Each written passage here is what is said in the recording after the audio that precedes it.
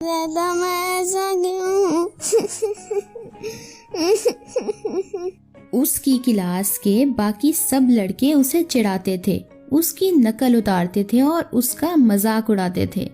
अरे देखो तो कौन आया है, सिखलाने वाली मशीन, इसको तो अच्छे से बोलना भी नहीं आता। ये सब बातें सुनकर उसका दिल बैठ जाता था, वो बहुत अफसुर्दा सा हो जाता था। क्लास में जब उस्ताद होमवर्क का पूछते तो तकरीबन सारी क्लास का काम मुकम्मल होता था, लेकिन वो बच्चा होमवर्क अच्छी तरह ना कर पाता। हाँ बच्चों, कल वाला काम किया है ना? निकाल के ले आओ, मैं अभी चेक करता हूँ। जी मास्टर जी, हम ले आए हैं। सब बच्चे अपना अपना काम चेक करवा देते, लेकिन जब उसकी बारी आती तो वो अधमूसा मास्टर के पास जाता। हाँ, मुझे पूरी उम्मीद है तुम आज भी काम नहीं करके लाए होगे। क्यों, ऐसा ही है ना?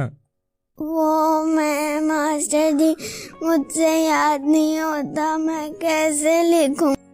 वो रात छोड़ो, मुझसे नहीं लिखोता, अभी बताता हूँ मैं तुम्हें। लाओ आगे हाथ, आज तुम पढ़ना भी सीखोगे और लिखना भी सीख जाओगे। रहता नहीं कहीं नवाब का बेटा। फिर स्कूल का काम ना करने पर उसे बहुत मार पड़ती। वो बेचारा मरता क्या ना करता, मार खा लेता था। यही रोज का मामूल बन गया था। ऐसे ही एक रोज स्कूल से छुट्टी के वक्त जब वो वापस अपने घर जा रहा था तो उसे अपने उस्ताद मिल जाते हैं। वो उस्ताद किसी परेशानी में होते हैं। उस्ताद को परेशान देखकर वो उनसे पूछता है, उस्ताद मोहतरम, क्या बात है, क्यों परेशान हैं आप? अरे बेटा तुम, क्या बताऊं बेटा, मेरा बटुआ कहीं गुम हो गया, उसी में सारे मेरे पैसे थे और मैंने घर जाते हुए राशन लेके जाना था, बस इसलिए जरा परेशान हूँ। तभी उस लड़के को उस्ताद की परेशानी का एहसास होता है। बच्चा अपनी जेब से कुछ पैसे निकालता है और उस्ताद को थमाते हुए बोलता है, परेशान मत हो आप, ये कुछ पैसे मैंने जोड़े हुए थे नया बस्ता लेने के लिए, लेकिन कोई बात नहीं, ये आप रख लीजिए, जब आपके पास हुए तो मुझे लौटा दीजिएगा। उस्ताद ये देखकर हैरत ज़दा हो जाते हैं कि मैं तो इसको इसकी कमी पर मारता हूँ, लेकिन ये तो मुझे अपनी बचाई हुई सारी जेब खर्च दे रहा है। उस्ताद उससे वो पैसे वसूल कर लेते हैं, लेकिन जाते जाते उन्हें ख्याल आता है कि क्यों ना मैं उसे अपना बचपन का बस्ता दे दूं, जिसे मैंने बहुत संभाल के रखा था। उस्ताद वो बस्ता उसे दे देते हैं। वो बच्चा बस्ता लेकर अपने घर चला जाता है। मुंह हाथ धोकर जब वो अपना होमवर्क करने लगता है तो उसकी नजर उस बस्ते पर चली जाती है। उस बच्चे ने वो बस्ता जैसे ही उठाया, उसमें से आवाज आने लग गई, मैं कोई आम बस्ता नहीं हूँ, मैं एक जादुई बस्ता हूँ।